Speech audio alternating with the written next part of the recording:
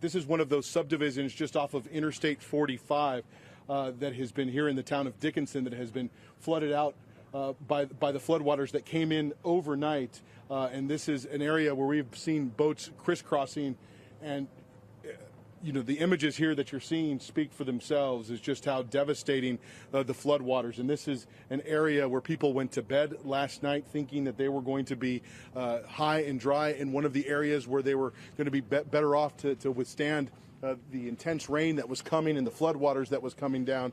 But you can see just how much water the folks in this neighborhood have taken on. So many people with their own boats have been coming through this neighborhood, pulling people out, that actually right now it is incredibly quiet. In fact, not many people, if maybe only a handful by this time in the day, are still in here. We have seen a couple of rooftops where you can tell people have used axes to punch their way through the attic and onto the rooftop of their homes. And crazy enough, in some of these places, you can still see like the porch light is still on in some of these homes. The electricity still on, but you can just see how much water is in this neighborhood. Almost every car submerged. Water, you can see when you look in through the windows, the furniture tossed around inside the floodwaters. This is a little neighborhood just adjacent to Interstate 45 in the town of Dickinson. You know what is odd, as we sit here and drive, Austin was telling us, you have to be incredibly careful when you're driving through these neighborhoods. On one of his last trips through here, Frederica, he said he got lodged on top of a car that was hard to see. But here, navigating, we are into the trees.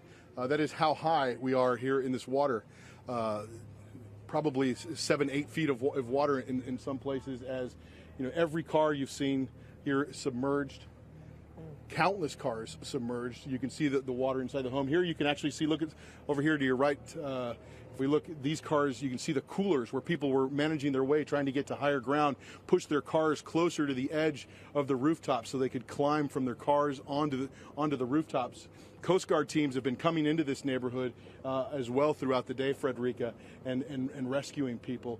You can see here we are at the top of the street signs at the intersection of Meadow Court and Meadow Lane here, so you can see just how much water, and this is going on and on through all of it. As you look back into there's a bayou that stretches throughout this back part of this neighborhood, and you can see just how dramatic the pictures are here from this neighborhood.